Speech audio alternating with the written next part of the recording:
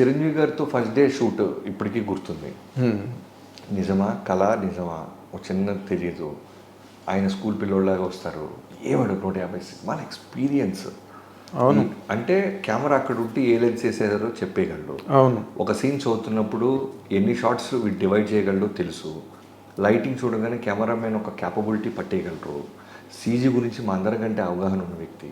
But ఇవన్నీ కూడా క్యారవన్లో పెట్టి ఒక స్టూడెంట్లా వచ్చి ఏం చేద్దాం, అవునా ఇలా నవ్వాలా, ఓకే అబ్బా, ఇక్కడి నుంచి నడుచుకుంటూ రావాలా, ఓకే ఓకే అబ్బాయి, ఇలా చేస్తూ ఉండేవాడు ఆయన. ఫస్ట్ డే నాకు ఆ స్ట్రెస్ తీసేశారు. అదొక కిక్కులో వెళ్తున్న టైంలో కొన్ని రోజుల తర్వాత రవితేజ గారు వచ్చారు. పొద్దున్న షూట్కి వెళ్తే ఇదేంటి అమ్మ జీవితంలో నిజమేనా ఇది? చిరంజీవి రవితేజ గారు 2 క్యారవాన్లు ఉన్నాయి ఇలా. ఆయన బండి పక్కన ఈయన బండి ఉంది. ఇద్దరు హీరోలు ఇప్పుడు సింగిల్ కెమెరాలో బంధిస్తున్నాం వాళ్ళిద్దరు. మనం ఎవరైతే మనకి కెరీర్ ఇచ్చారో, ఎవరిని చూసైతే మనం మోటివేట్ అయ్యి వచ్చామో వాళ్ళిద్దరిని కలిపి కథ రాసేయటం ఓకే. ఇద్దరిని కలిసి మనం రోల్ కెమెరా అనబోతున్నాం బాబీగా. ఏంట్రా ఇది అనేది నాకు ఆ రోజు అసలు విపరమైన యాంగ్జైటీ, నాకు ఆనందము, యాంగ్జైటీ. ఒక పక్క రవి గారు చెప్పిన డైలాగు, సినిమా తేడా అయితే సార్ అంటుండేవాడు. ఇవన్నీ కలిపి అలా ఉండేది. సో ఆ జర్నీ అసలు ఆ మూమెంట్ నిజంగానే ఇప్పుడు మీరు అడుగుతుంటే, మీరు అంటుంటే నాకు అనిపించింది అసలు నిజంగానే వాళ్ళిద్దరినీ హ్యాండిల్ చేస్తున్న వాటిలో మెమరబుల్ మూమెంట్స్గా మీరు చెప్పుకోవాలంటే ఏమున్నాయి బాబీ గారు? అసలు ఆ షూటింగ్లో ఇబ్బందులు అనండి, లేకపోతే ఇంట్రెస్టింగ్ మూమెంట్స్ అనండి, మీరు ఏదైనా టైటిల్ పెట్టండి దానికి. అంటే ఒకటని చెప్పలేను, ఎందుకంటే చిరంజీవి గారితో సినిమా చేయటం అనేది మీకు ఇప్పుడు దాకా నేను చెప్పిన ఇంటర్వ్యూలో నాకు ఎంత చెరిష్ మూమెంట్ మీకు అర్థమై ఉండాలి. అలానే రవితేజ గారు వల్ల నేను ఇప్పుడు చిరంజీవి గారితో సినిమా చేస్తానని ఒక ఆనందం. ఈ ఇద్దరు కలిపి స్క్రీన్ మీద చూస్తున్నప్పుడు లక్కీగా ఒకళ్ళ పట్ల ఒకళ్ళు విపరీతమైన ప్రేమ అనుబంధాలు ఉండేవాళ్ళు ఇద్దరి మధ్య. అవును, అంటే మైక్లో చెప్పినట్టు, మిగతా చెప్పినట్టు, ఇంటర్వ్యూస్లో చెప్తున్నట్టు అంత ఈజీ కాదు. నిజంగానే జెన్యూన్గా ఉంటుంది. యాజ్ ఎ డైరెక్టర్గా నాకు ఒక్కడికే తెలుస్తుంది. ఎందుకంటే ఒక సీన్ పేపర్ ఒక సోలో హీరో దగ్గరికి వెళ్ళినప్పుడు నేను చదువుతున్నప్పుడు అతని రియాక్షన్ నాకు అర్థమైపోతుంది యాజ్ ఎ డైరెక్టర్గా. ఎందుకంటే మిగతా డైలాగ్ కూడా చెప్పాలిగా నేను. అవును కదా, చిరంజీవి గారు చెప్తున్నప్పుడు రవితేజ గారు ఓ పోలీస్ ఆఫీసర్కి యాటిట్యూడ్ చూపించాలి, మీదకు వస్తాడు ఇంక చెప్తున్నప్పుడు ఇక్కడ నా రియాక్షన్ అర్థమైపోద్ది. అవును. సో అది చదువుతున్న రోజు ఫస్ట్ డే ఉండేది నాకు భయం. కథ చెప్పేసాం, కన్విన్స్ చేసాం, ఇద్దరు వచ్చేసారు. బట్ చిరంజీవి గారు రవితేజ గారు ఎలా తీసుకుంటారు ఇది? ఇద్దరు ఎవరు పొజిషన్స్లో వాళ్ళు సూపర్ స్టార్స్. అవును. చెప్తున్నప్పుడు చిరంజీవి గారు తెగ చేస్తారు. ఈయనకన్నా రవితేజ గారి డైలాగ్ చెప్తున్నప్పుడు ఎంజాయ్ చేస్తుండేవాడు చిరంజీవి గారు. ఓకే. అప్పుడు అమ్మ బాబీగా బతికేసేవారు అనుకున్నా. కట్ చేస్తే ఒక పావు గంటకి రవితేజ గారి క్యారవాన్కి వెళ్ళా. ఆయన మళ్ళీ అన్నయ్య చెప్పు అనేవాడు. ఆయన ఇది రోలాక్స్, మీరు వెళ్ళి చిన్న వార్నింగ్ ఇస్తుంటే, అంటే పడవలో చేపలు పట్టుకుంటే మత్స్యకారులకి రోలెక్స్ వాచ్లు, పొరాడా చెప్పులు, వర్సాసే టీషర్ట్లు ఆయన నుంచి వస్తలేరా అంటే, ఇది నాకు రోలెక్స్ అని చెప్పు బొబ్బాయ్ అంటాడు చిరంజీవి. సో ఇలాంటివన్నీ చెప్తుంటే తెగ చేస్తాడు రవితేజ గారు. సో ఇవన్నీ కూడా ఏంటంటే నేను టెన్షన్ పడి ఏదన్నా ఇబ్బంది పడతామేమో అని యాజ్ ఎ డైరెక్టర్ నాకు ఎక్కడో ఉండేది. బట్ ఇవన్నీ పాజిటివ్ జరుగుతుంటే బ్యూటిఫుల్ మూమెంట్స్. నాకు నేను అనుకున్న కథని, ఏ రవి ఓ పని చేయి, రవి నువ్వు పని చేయి, ఇలా వచ్చి నా మీదకి వచ్చి నా మొహం మీదకి వచ్చి వార్నింగ్ అనేవాడు ఆయన. అనే ఓకే ఇవ్వయ్యా అంటే నీ మీదకి వచ్చేవాడు. రవితేజ గారు అన్నయ్య ఓ పని చేయను, ఇలా పట్టుకో అన్నయ్య, అన్నయ్య నా మీదకి రా అన్నయ్య, లేదా డై అని నా పక్కన ఉండి కొట్టన్నయ్య, ఇలా రవితేజ గారు చెప్తుండేవాళ్ళు.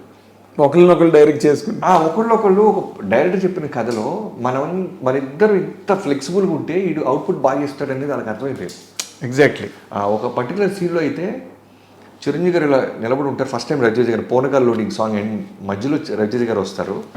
ఎండ్కి వచ్చేసరికి సాంగ్ అయిన తర్వాత నడుచుకుంటూ వచ్చి చిరంజీవి గారి మీద చెయ్యేస్తాడు అన్న బిల్డప్ ఇచ్చి ఆయన షోల్డర్ల కాలం పట్టుకుని ఎత్తి నేల మీద కొట్టాలి. సో ఇద్దరి మధ్య వాళ్ళకి కనుక ఆ బ్యాలెన్స్, అభిమానం లేకపోతే ఇంపాసిబుల్ ఆ షాట్ తీయటం. ఎగ్జాక్ట్లీ. వాళ్ళిద్దరి మధ్య ఆ గ్రావిటేషన్ కనుక లేకపోతే నేను ఎంత రాసుకున్నా సరే వాళ్ళ రియాక్షన్లో బట్టి నేను షాట్ మారాలి. పొజిషన్ చిరంజీవి గారు ఇటుపక్క ఉంటే ఆ రౌడీని ఇటు పెట్టాల్సి వచ్చేది. సో ఇవన్నీ మారిపోయాయి అన్నీ. అవును. తర్వాత చిరంజీవి గారు లాక్కో నుంచి జీబ్ ఎక్కించేది ఉండదు. తర్వాత నువ్వు కూడా అని ఏలెత్తి మాట్లాడతాడు. నేనా నువ్వే రా అంటాడు. అవును. ఆ తర్వాత జీప్ ఎక్కి బీడీ సిగరెట్ తాగుతుంటాడు రవితేజ గారు. అవును. సో అవన్నీ ఏంటంటే వాళ్ళు నేను రాసుకోవటం, నేను థాట్ లెవెల్లో తీసుకురావటం, వీటన్నింటికంటే ముందు వాళ్ళిద్దరు యాక్ట్ చేయటం చాలా ఇంపార్టెంట్.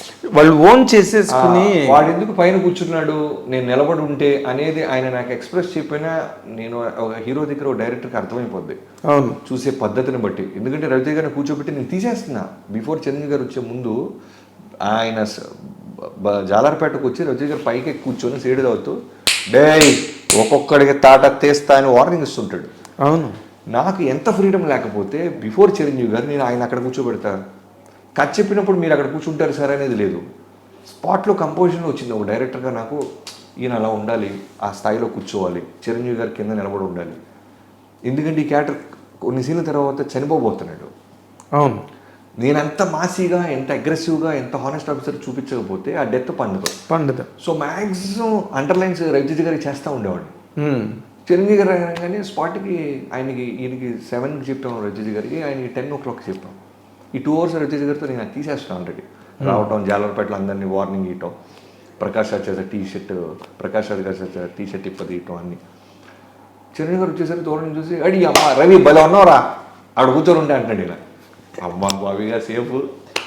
ఇలా ప్రతి మూమెంట్ ఆ సినిమాలో నేను అనుకున్న ప్రతి మూమెంట్ క్యాప్చర్ చేయటం, ప్రతిదీ చేరిష్ మూమెంటే, ప్రతిదీ స్పెషల్ మూమెంటే నాకు. గ్రేట్. చాలా you are very very very lucky director. నిజంగా అంటే ఇది నేను ఈ సీను ఎలా చేయాలి అసలు వీళ్ళిద్దరిని పెట్టి అని ఇబ్బంది పడిపోయిన సీన్ ఒక్క రోజు లేదు. లేదా? ఒక్కరోజు లేదు. ఇన్ఫ్యాక్ట్ నేను ఎంత కాన్ఫిడెంట్గా ఉన్నానంటే రవితేజ గారు చనిపోయే సీను సినిమాలోని యూఎస్పి. అవును, చాలా యూఎస్పి. అక్కడి నుంచి గ్రాఫ్ మారిపోద్ది. అవును. కథ అనుకున్నప్పుడు నాకు తెలుసు, వాళ్ళకి నేరేషన్ ఇస్తున్నప్పుడు నాకు తెలుసు, డెవలప్ చేసిన తర్వాత కూడా అదే పైగా థియేటర్లో ఎలా ఉంటుందో తెలుసు. నేను ఎప్పుడు కూడా అదే అంటాను నా రైటర్స్తో కానీ, నా కింద అసిస్టెంట్ రైటర్లతో కానీ ఎప్పుడు ఏమంటానంటే, మనం గొప్ప చరిత్రలు ఏమి రాయలేము, నేనేం తీయట్లేదు, అది మనకు తెలియాలి. వండర్స్ ఏం తీయట్లేదు మనం, స్పీల్బర్గ్ లాగానో ఇంకోటి ఇక వరల్డ్ క్రియేట్ చేయట్లా. నేను తీసే సినిమా ప్రొడ్యూసర్కి డబ్బులు రావాలి, 100% డబ్బులు రావాలి. 2 థియేటర్లో స్క్రీన్ మనం చూస్తూ ఉండాలి. నేను రాస్తున్నప్పుడైనా షూట్ చేస్తున్నప్పుడైనా శ్రీరాములు థియేటరు, గోకు, ఈ 2 థియేటర్లే నా మైండ్లో ఉంటాయి. నేను కూర్చొని చూస్తున్నప్పుడు నాకు హై మూమెంట్ వస్తుందా లేదా అని చెక్ చేసుకో. మాస్ థియేటర్స్ 2 నాకు హై మూమెంట్ వస్తుందా లేదా అని. సో ఎక్కువ అది రిలేట్ చేసుకుంటుంటుంది. సో అలా రిలేట్ చేసుకునే ప్రాసెస్లో రవితేజ గారి డెత్ సీన్ అనేది ఏమన్నా తెలుసో తెలియకో మనం ఎగ్జిక్యూషన్ లెవెల్లోనో ఎక్కడో చిన్న చిన్న పొరపాట్లు జరిగిన ఈ డెత్ సీన్ కనుక నేను ఒళ్ళు దగ్గర పెట్టుకొని తీయగలిగితే సినిమా మొత్తాన్ని అది కాపాడేస్తుంది. ఎగ్జాక్ట్లీ. సో 5th ఫిల్మ్గా నాకు ఆ మాత్రం ఎక్స్పీరియన్స్ వచ్చింది. సో నేను ఎప్పటి నుంచి కోడేటర్కి ఏం చెప్పానంటే, సార్ ఆ ఒక్క డెత్ ఎపిసోడ్కి ఓన్లీ టాకీకి వాళ్ళిద్దరం మంచి ఆ బ్యూటీ క్యాప్చర్ చేయడానికి ఎమోషన్ని నాకు 2 days కావాలనేవాడు. బట్ రిలీజ్ డేట్ అనౌన్స్ చేసేసాం, సంక్రాంతికి రావాలి. August 20th నాన్నగారి జరిగింది. అక్కడి నుంచి ఏమన్నానంటే సోమరాజు గారిని కోడేటర్ ఉండేవాళ్ళు, అప్పాజీ అంటాం ఆయన, అప్పాజీ ఒక్కరోజు కూడా నన్ను గ్యాప్ ఇవ్వద్దు. ఎందుకంటే నాకు ఫాదర్ పోయిన పెయిన్ నాకు తెలియదు, నాకు టార్గెటే గుర్తు చేస్తుండు. చిరంజీవి గారికి మనం ప్రామిస్ చేసాం. ఎందుకంటే అంతకుముందు ఏమైందంటే ఫస్ట్ దసరాకి అనుకున్నాం మేము, బిఫోర్ కొబ్బరికాయ కొట్టినప్పుడు సినిమా స్టార్ట్ చేసినప్పుడు. కానీ నవీన్ గారు వాళ్ళు అదే బ్యానర్లో బాలకృష్ణ గారి సినిమా అప్పుడు దసరా అనుకున్నారు. సో నవీన్ గారు చెప్పంగానే చిరంజీవి గారు ఓకే బాలకృష్ణ గారి సినిమా మీరు దసరాకి వచ్చినప్పుడు మీరు రావటం కరెక్ట్ కాదు, సంక్రాంతికి వెళ్ళిపోతాం నవీన్ అన్నారు. సో వాళ్ళకి వర్క్ అవ్వకపోవటం వల్ల వాళ్ళది సంక్రాంతికి పుష్ అయ్యింది. అవును. సో మేము సంక్రాంతి అనౌన్స్ చేసేసాం అప్పటికే. ఎస్. ఇంకా వెనక్కి వెళ్ళకూడదు, ఎందుకంటే వడ్డీలు పెరిగిపోతాయి నిర్మాతకి. అప్పటికే లాక్డౌన్ మోస్తున్నారు పాపం, చాలా జరుగుతున్నాయి మిగతా సినిమాల నుంచి చిరంజీవి గారు రావటం. అవును. సో అప్పటికి ఆచార్య రిలీజ్ అయిపోయింది, గాడ్ ఫాదర్ లూసిఫర్ రిలీజ్ అయిపోయింది. ఇక నెక్స్ట్ మాస్ సినిమా మనతో ఒకటే. పండగ అనేది ఇక వేరే ఆప్షన్ లేదు పుష్ చేయటానికి. అవును, పండగ సినిమా అది. సో నేనేం చెప్పానంటే అప్పాజీ గారు ఒక పని చేయండి, ఒక్కరోజు నేను ఖాళీగా ఆఫీస్లో కూర్చోకూడదు. ఎందుకంటే ఈ సినిమా గురించి చిరంజీవి గారి గురించి అన్నప్పుడల్లా నాకు మా నాన్న గుర్తు వస్తాయి. సో నేను వెళ్ళేటప్పుడే చెప్పేశా. అంటే ఇంకా బెస్ట్ అంటే ఏ కొడుకు ఇలా చెప్తాడో లేదు తెలియదు, కానీ 2 daysలో ఇలాంటి వార్త వస్తుందని నాకు అర్థమైపోయింది. కోమలో ఉన్నప్పుడు ఇదే రూమ్లో పిలిచి మా కోడేటర్ని ఎలా టాపిక్ స్టార్ట్ చేయాలో తెలియట్లేదు, చిన్న కళ్ళ నీళ్ళు వస్తున్నాయి. అప్పాజీ అదే రేపు ఎల్లుండు అంటున్నారు అంటే ఆయన క్యాచ్ చేయట్లా. ఏంటి డైరెక్టర్ గారు అంటున్నారు, అదే రేపు ఎల్లుండు అంటున్నారు, ఏంటి అర్థం కావట్లేదు డైరెక్టర్ గారు. నా నోటితో నేను చెప్పలేకపోతే సరే రేపు ఎల్లుండో వినరాంది ఏదైనా వినాల్సి వస్తుంది అప్పాజీ. అలాంటిది ఏదైనా జరిగితే 3వ రోజు కార్యక్రమం అయిన వెంటనే నేను షూటింగ్కి రావాలి, ఇది ఒక్క హెల్ప్ చేసి పెట్టు. నేను ఫోన్లో కూడా అప్పటిదాకా మాట్లాడినాను కానీ ఆయన ఏడ్ చేస్తున్నాడు. అర్థమైంది. అప్పుడు ఏడ్ చేస్తున్నాడు చేతులు పట్టుకొని. ఏమవుతుంది నాన్నగారికి అంటే అంటాడు, అప్పాజీ ఇప్పుడు నన్ను ఎమోషన్ చేయొద్దు, మన పనులు ఉన్నాయి, మనం మాటిచ్చాం చిరంజీవి గారికి సంక్రాంతికి వస్తామని, ప్రొడ్యూసర్స్కి మాటిచ్చాం. ఆ మాటకి ఈ ఫాదర్ లేని పెయిన్ నాకు తెలియకూడదు. నువ్వు అంత తిక్కగా షెడ్యూలే, నువ్వు ఏం చెప్తే అది తీస్తా అని ప్రిపేర్ అయ్యాను. వెళ్ళాను, వచ్చిన దగ్గర నుంచి షూటింగ్ స్టార్ట్ చేసాం. ఇలా వెళ్తున్న ప్రాసెస్లో ఫైనల్గా ఒక రోజు అయినా డైరెక్టర్ గారు ఒక విషయం చెప్పాలి మీకు అన్నారు. ఏంటి అన్న, అదే టైట్గా షెడ్యూల్ వేసాం, రవితేజ గారిది డెత్ సీను మనకి 1 డేనే వేయగలిగాను, 2 డేస్ సెట్ అవ్వట్లేదు అన్నారు. సరే అయితే వేరే ఆప్షన్ లేదు కదా, లేదు.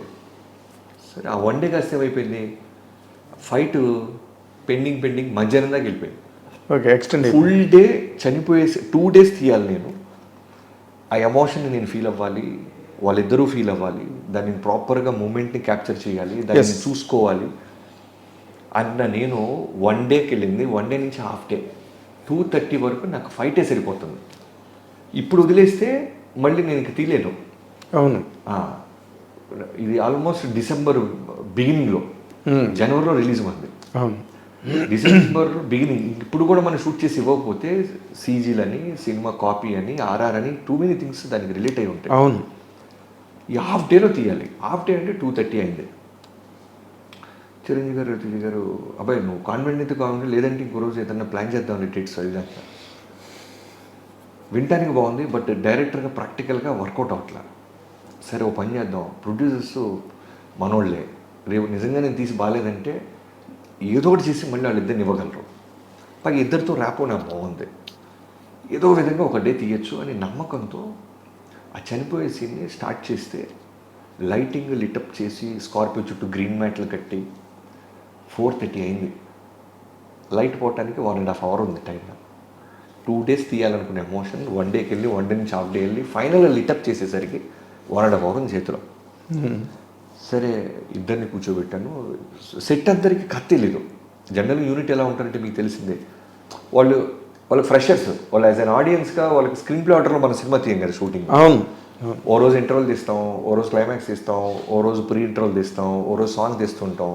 అవును, వాళ్ళకి బాగుంది బాగాలేదో అర్థమవుతుంటుంది, టోటాలిటీ అర్థం అవుతుంది, సీన్లు పండుతూనే లేదో అర్థం అవుతుంది, ఏం తెలియదు. దాంతోపాటు నార్త్ ఇండియన్స్ లైట్ అని నార్త్ ఇండియా నుంచి యూనిట్ వచ్చేది. వాళ్ళకి తెలుగు సగం రాదు, సగం మందికి గోల ఉన్నారు వాళ్ళు. సైలెన్స్ అన్నా సరే మోర్ దాన్ 1 minute కంటే హోల్డ్ చేయలేకపోతాం, మళ్ళీ మాట్లాడుతుంటారు జనరల్గా. ఎందుకంటే పనే, అవును, అరే దాన్ని అది తోసేరా, దాన్ని ఉదరావు ట్రాక్ దాలో, ఈ గోల ఎక్కువ ఉంటుంది. అవును. సరే ఇద్దరిని కూర్చోబెట్టి సీన్ ఎక్స్ప్లెయిన్ చేశాను మళ్ళీ ఒకసారి.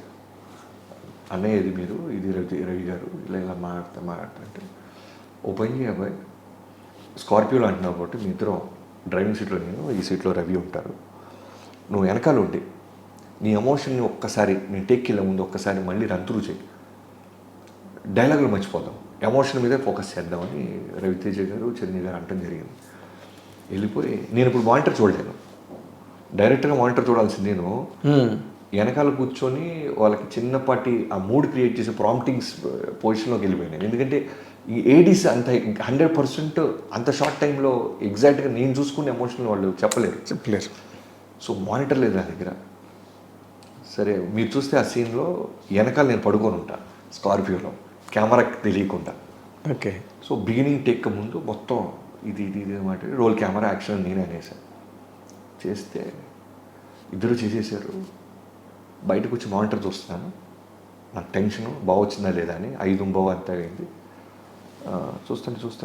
చూస్తుంటే చిరంజీవి గారు రజనీ గారు ఇద్దరు రావట్లేదు మానిటర్ దగ్గరికి. బాబీ గారిని చూడండి, ఆడికి ఒక కన్విక్షన్ ఉంటుంది కదా, లేదంటే 1 more చేద్దాం. చూస్తున్నా దాన్ని మళ్ళీ ప్లే అంటే నేను రియలైజ్ అయింది ఏంటంటే హోల్ సెట్ సైలెంట్గా ఉంది. హోల్ సెట్ 300 మంది సైలెంట్గా ఉన్నారు. అప్పుడు నాకు గుసమ్స్ ఇలా వచ్చినాయి. ఈ సీన్ పండిందిరా బాబు, వీడి అమ్మ ఆర్ఆర్ లేకుండా నా కూడా సైలెంట్ అయిపోయారంటే సీన్ పండింది, వీడు చచ్చిపోతున్నాడు, ఇలా అన్న బాధపడుతున్నాడు అనేది వాళ్ళకి అర్థమైంది. లాంగ్వేజ్తో సంబంధం లేకుండా అదే హిందీ వాళ్ళు అయినా వాళ్ళకి అర్థమైంది. ఆగిపోయారు, ఎవడు మాట్లాడట్లేదు, నేను సైలెన్స్ అని అరవట్లేదు, whole unit pin drop silent, అందరూ మౌనంగా అలా చూస్తున్నారు. ఇక్కడికి వచ్చి వర్కౌట్ అయిపోయింది అనేసి ఇప్పుడు ఫ్రంట్ అయిపోయింది. ఇప్పుడు ఈ సైషన్ ఒకటి, ఈ సైషన్ ఒకటి చాలా, ఇటు ఒకటి పెట్టాను సింగిల్ టేక్, ఇటు ఒకటి పెట్టాను సింగిల్ టేక్, ఒకటి క్లోజప్ అయిపోయింది. 6:20కి ప్యాకప్. వారిని అసలు మామూలు కాదు ఇది. ఆ రోజు నేను మెంటల్గా ఫిక్స్ అయ్యా, ఓకే వండర్ జరిగిపోయింది ఈ సినిమాలో. ఎప్పుడైతే లాంగ్వేజ్ రాని వాళ్ళకి, కథ తెలియని వాళ్ళకి, ఓ రవితేజ గారు అన్నయ్య అనుకుంటూ వచ్చి భుజం మీద చేసి తీసుకెళ్ళి స్కార్పియోలో కూర్చోబెట్టి చనిపోతున్న మూమెంట్ని వాళ్ళు చూసి పిన్ డ్రాప్ సైలెంట్ అయిపోయి ఎమోషనల్గా ఫీల్ అవుతున్నారంటే దీనికి ఆర్ఆర్ యాడ్ అవుద్ది, రీ రికార్డింగ్ యాడ్ అవుద్ది, పర్టికులర్ స్క్రీన్ ప్లే టైంలో వస్తుంది. అయ్యో బాబోయ్, అసలు అది థియేటర్లో ఆ సీన్ ఎలా ఉంటుందంటే ఇప్పుడు మీరు చెప్తుంటేనే నేను I'm getting war burden with that emotion. ఆ గుర్తొచ్చి అసలు ఆ క్షణంలో తీసిన మీరు ఫస్ట్ టైం గ్లిజరైన్ ఉండదు, ఇద్దరు గ్లిజరైన్ వేసుకోవాలా, ఇద్దరు డైలాగ్ పేపర్ చూసుకోవాలా, ఒకసారి సీన్ నేను ప్రాంప్ట్ చేయటం అంతే, ఇద్దరు. దాంట్లో ఇంకా బ్యూటీ ఏంటంటే బీడీ తీసి రవితేజ గారి నోట్లో చిరంజీవి గారు పెడతారు. అలా ఇది ఒకరు చెప్తే రాదు, వాళ్ళిద్దరు ఫీల్ అవ్వాలి. ఎగ్జాక్ట్లీ అది ఓన్ చేసుకుని షేర్ చేసుకుని, నా తమ్ముడు చనిపోతున్నాడు ఇంకో ఫ్యూ సెకండ్స్లో అని, నా నీ అమ్మ అన్నతో బ్యూటిఫుల్ మూమెంట్స్ లేవురా, ఎదిగిన తర్వాత మనం పెరిగిన తర్వాత చనిపోతున్నాను ఏంటి, మా అన్నని మిస్ అయిన ఆయన, వాళ్ళిద్దరు బలంగా నమ్మారు. అది దాన్ని ఒక వాళ్ళతేరే వేరే కథగానో ఇది ఒక సినిమాలోకి వాళ్ళిద్దరు ఆ క్షణం ఫీల్ అవ్వాలి, సొంత అన్నతమ్ముళ్ళకి వాళ్ళు ఫీల్ అయ్యారు. అదే మనకి అసలు మీరు చెప్తున్నదంతా వింటే నేను I'm reliving all those moments in auditorium. First day మేము షో చూడడానికి వెళ్ళినప్పుడు ఏవైతే ఫీల్ అయ్యామో వాటికి ఒక 1000 times ఎక్కువ ఫీలింగ్ వచ్చింది. And you're narrating all that what has exactly happen that day. అయితే సినిమా రిలీజ్ అయ్యి అసలు వరల్డ్ రికార్డ్ రేంజ్లో రికార్డులన్నీ బదులు కొట్టేసి అసలు ఇండస్ట్రీ చరిత్రని మళ్ళీ తిరగరాసి మెగా స్టామినా అంటే. అయితే చిరంజీవి గారిలోని గొప్పతనం మళ్ళీ ఆ రోజు సక్సెస్ మీట్లో చెప్పారు కదా, ఎఫ్ఎన్సిసిలో జరిగిన దాంట్లో, నా తమ్ముడు రవితేజ కనుక లేకపోతే సినిమాలో అసలు ఇంత సక్సెస్ ఉండదని. చాలా గ్రేట్ ఆ విషయం కదా. ఎప్పుడు కూడా మీడియా పరంగా కాదు, లేకపోతే పబ్లిక్ పరంగా కాదు, పర్సనల్గా లేకపోయినా పర్సనల్గా కూడా రవిని మళ్ళీ న్యాయం చేశాడు బాబీ. రవి గాడే రవి కరెక్ట్, అడు చంపేశాడమ్మా, కన్నీళ్ళు తెప్పించేసాడమ్మా అంటుంటాడు. ముందు అన్నది కూడా ఆయనే కదా, ఆయనే క్యారెక్టర్ చెప్పగానే మీరు రవి కదా అని. ఎంత అసలు ఎంత 6th సెన్స్ ఉండాలి, ఎంత అండర్స్టాండింగ్ ఉండాలి దాని మీద. ఎందుకు పర్టికులర్గా నాకు వాల్తేరి వేరే అన్న తర్వాత నాకు ఇంట్రడక్షన్, ఇంటర్వల్ ఫైట్, ఇవన్నీ క్లాప్ మూమెంట్స్ అయినా డైరెక్టర్గా నేను ప్రౌడ్గా ఫీల్ అయ్యేది కొన్ని సీన్స్ ఉంటాయి. అవును, నాకు పర్సనల్గా దాంట్లో పోస్టర్ మీద బురద పడితే లుంగితో చిరంజీవి గారు తుడిసే సీన్ ఉంటుంది. అవును అవును, అది ఒక మ్యాజికల్ మూమెంట్. అది అది రవితేజ గారి డెత్ సీను. ఆ సీన్ నిజంగా కూడా అంత నమ్మి చేయక్కర్లా చిరంజీవి గారు, ఊరికే ఒకసారి తుడిస్తే సరిపోద్ది. బట్ ఆయనే 2-3 సార్లు తుడిసేసి బురద ఆయనే కొంచెం వేసేసి అంటే పైగా మీకు ఆ సీన్ గురించి చెప్పాలి, ఇది కూడా ఎక్కడ చెప్పాలా. ఫస్ట్ ఆ సీన్ మేము ఎక్కడో ఒక లైవ్ లొకేషన్లో అనుకున్నాం, నాట్ రామోజీ ఫిల్మ్ సిటీ, ఒక కాలనీ ఏదో అనుకున్నాం. ఎక్కడంటారు అది, మన రామోజీ ఫిల్మ్ సిటీ వెళ్తున్నప్పుడు దిల్సుఖ్ నగర్ తర్వాత ఏదో వస్తుంది. అవును, వనస్థలిపురం, ఎల్బీ నగర్, అవన్నీ అక్కడ ఎక్కడో ఒక రియల్ కాలనీలో ప్లాన్ చేసాం. మీకు చెప్పాను కదా, నాకు రెక్కీకి వెళ్ళే టైం కూడా లేదు. ఆ సీన్ ప్రతిరోజు షూటే, exactly 91 days non stop shoot. 91 days.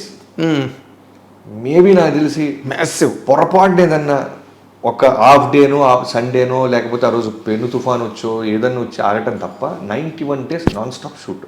Waltair వేరే పొద్దున్నే బండి ఎక్కటం, సినిమా షూటింగ్కి వెళ్ళటం, షూట్ చేయటం, ఆఫీస్కి రావటం, నేను వచ్చేసి నా రైటర్స్ అంతా ఉంటాం, రేపటి సీన్ రాసుకోవటం, ఓకే అయిన తర్వాత పైకి వెళ్ళటం, పైన సెకండ్ హాఫ్ హ్యాబిట్, ఫస్ట్ ఫ్లోర్లో ఫస్ట్ హాఫ్ హ్యాబిట్, రెండు చూసుకోవటం, ఇంటికి వెళ్ళి పడుకోవటం, మళ్ళీ 5ంటికి లేకటం, మళ్ళీ 6ంటికి సెట్కి వెళ్ళటం. ఇదే 91 days నా. కాన్ఫిడెంట్ ఉండేవాడిని 3 months మ్యాసివ్ కోర్స్ అసలు అన్ని కూడా బలమైన సీన్స్, ఏది కూడా సాంగ్ అనో ఫైట్ అన్ని ఏ సీన్ కా సీన్, ఏ ఎపిసోడ్ కా ఎపిసోడ్ అలా ఉండే. కాదు, మిలిటరీ ట్రైనింగ్ కూడా ఇంతకన్నా మామూలు కొంచెం ఈజీగా ఉంటుందేమో. 3 నెలలు కంటిన్యూస్గా అంటే రియల్లీ. ఇప్పుడు ఆ సినిమా మీరు చెప్పినట్టుగా ఆ సినిమా రిలీజ్ అయ్యే అంత పెద్ద హిట్ అవ్వడం, ఆయన అన్ని చోట్ల కూడా చాలా ఓపెన్గా మీ గురించి కూడా అసలు ఎంత బాగా అంటే దాచుకోకుండా, ఇప్పుడు అంత పెద్ద హీరో నేను చేశాను అని అంటే అయిపోయింది, క్లోజ్, మొత్తం క్లోజ్. కానీ మా బాబీ అని మొన్న కూడా అవనిగడ్డలో 365 రోజులు ఆడింది. వాట్ ఈజ్ ఇట్ అండి అసలు? మీరు ఎక్స్పెక్ట్ చేశారా రామకృష్ణ థియేటర్లో? అంటే 1 year ఒక సినిమా ఇప్పుడున్న పరిస్థితుల్లో ఆడిద్ది అనేది ఎక్స్పెక్ట్ చేయడం అసలు impossible thing. Out of dream. 3 రోజులు 5 రోజులు 2 వారాల సినిమా ఇప్పుడున్న 2 వారాలు ఆడటం అంటే చాలు, నిర్మాత happy, director happy, fans happy. అలాంటిది దాన్ని రన్ 300. ఇప్పుడు మీడియా పరంగా నేను హానెస్ట్గా చెప్తాను, ₹1 నిర్మాత దగ్గర నుంచి కానీ డైరెక్టర్ దగ్గర నుంచి కానీ ఆ సినిమా రన్కి ఏ విధమైన సపోర్ట్ మమ్మల్ని అడగలేదు ఎవరు. అది న్యాచురల్గా ఆడిందంటే రామకృష్ణ థియేటర్లో అవినిగడ్డలో ఆడింది ఆ సినిమా. అవును. సో పిలిస్తే నేను మొన్న 2 days బ్యాక్ వెళ్ళొచ్చాను. అవును.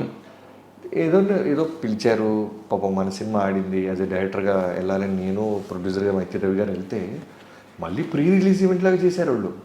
స్వామినాయుడు గారు కావచ్చు, అక్కడ ఉన్న మిగతా ఆ ఊరు రామకృష్ణ థియేటర్కి సంబంధించిన అవినిగడ్డ చిరంజీవి గారి అభిమానులు అయి ఉండొచ్చు. గ్రాండ్ ఒక ర్యాలీ పెట్టి తీసుకెళ్లారు, స్టేజ్ వేసారు, LED స్క్రీన్స్. 1 year గడిచిపోయిందా, మనం ఇంకా రేపు రిలీజా 11వ తారీఖు అనే మూమెంట్కి వెళ్ళాము.